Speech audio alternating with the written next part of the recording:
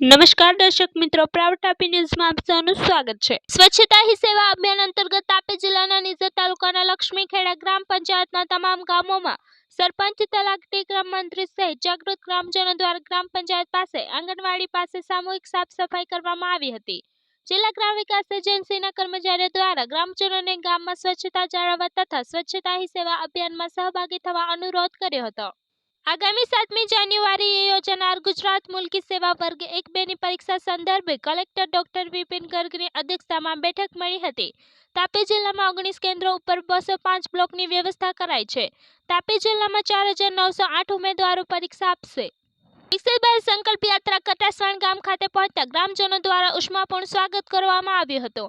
આ કાર્યક્રમમાં કેન્દ્ર અને રાજ્ય સરકારની વિવિધ યોજનાના લાભાર્થીઓને યોજનાકીય સહાયનું વિતરણ કરવામાં આવ્યું હતું। વિકસિત ભારતના નિર્માણમાં પોતાની સહભાગીદારી અદા કરવા માટે ગ્રામજનો સામૂહિક સંકલ્પબદ્ધ થયા હતા। પીએમ જનમન અભિયાન અંતર્ગત તાપી જિલ્લામાં ગામે ગામ જનજાગૃતિ કેમ્પનું આયોજન કરવામાં આવી રહ્યું છે।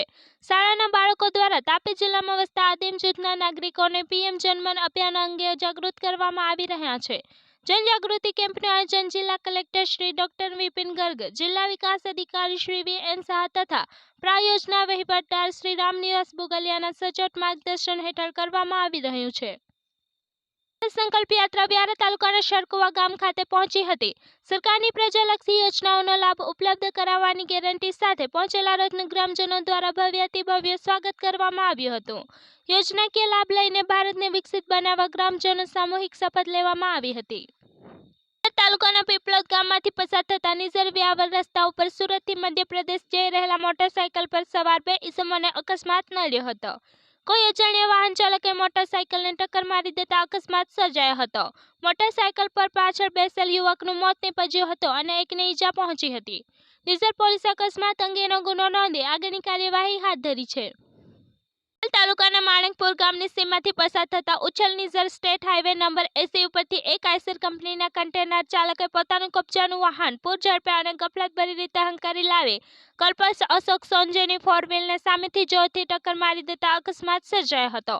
અકસ્માતમાં ફોર વ્હીલમાં સવાર 6 જેટલા વ્યક્તિઓને ઈજા પહોંચી હતી। ઉછલ પોલીસે અકસ્માત અંગેનો ગુનો નોંધી આગળની કાર્યવાહી હાથ ધરી છે।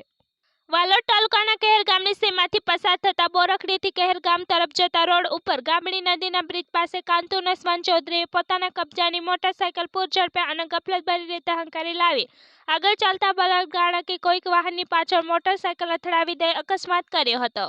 અકસ્માતમાં કાંતુ ચૌધરીનું મોત નીપજ્યું હતું। વાલોડ પોલીસે અકસ્માત અંગેનો ગુનો નોંધી આગળની કાર્યવાહી હાથ ધરી છે। ડોક્ટર જયપાલસિંહ મુંડાની 121મી જન્મ જયંતિ નિમિત્તે વાલોડ જયપાલસિંહ મુંડા સર્કલ ખાતે પુંજવિધિ અને ફૂલહારનો કાર્યક્રમ યોજાયો હતો।